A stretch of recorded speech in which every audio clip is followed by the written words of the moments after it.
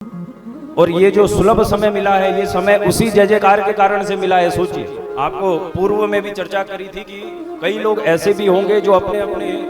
घरों में अभी आराम से सोए हुए होंगे अपने डबल बेडों में, है ना।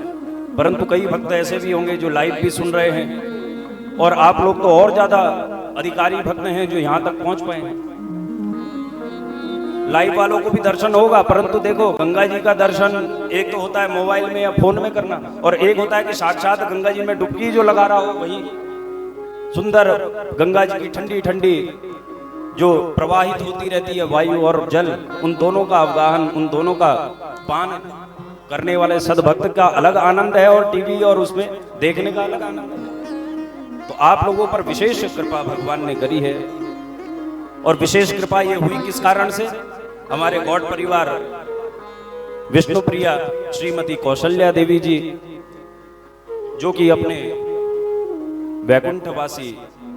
पति स्वर्गीय श्रीमान गिरीश चंद्र जी की पुण्य स्मृति में यह कथा हो रही है। और गौड़ परिवार में उनके तीनों पुत्रों का पूर्ण सहयोग, उनके बड़े ज्येष्ठ पुत्र तो ये मान के चलिए कि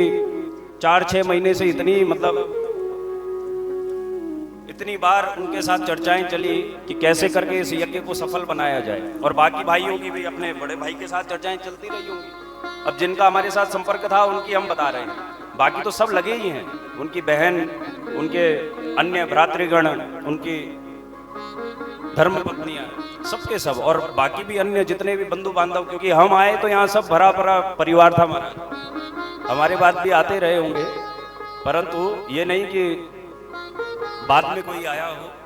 हमसे पहले भी यहाँ सभी पूरा परिवार एकत्रित था और सब सब लगे हुए थे। तो साधुवाद है गौड़ परिवार को, और बड़ा आनंद इन सप्त दिवसों में ये संकल्प लेके जाएं कि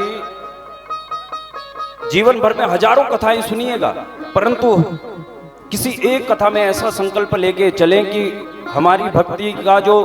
पराकाष्ठा है वो इस कथा से इतनी बढ़ जाए, भगवत कृपा, भगवत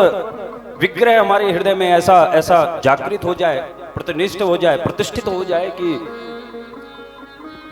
साक्षात हम भी निरंतर भागवत के विराम दिवस के बाद भी हमारे हृदय में फिर भागवत चलनी प्रारंभ हो जाए।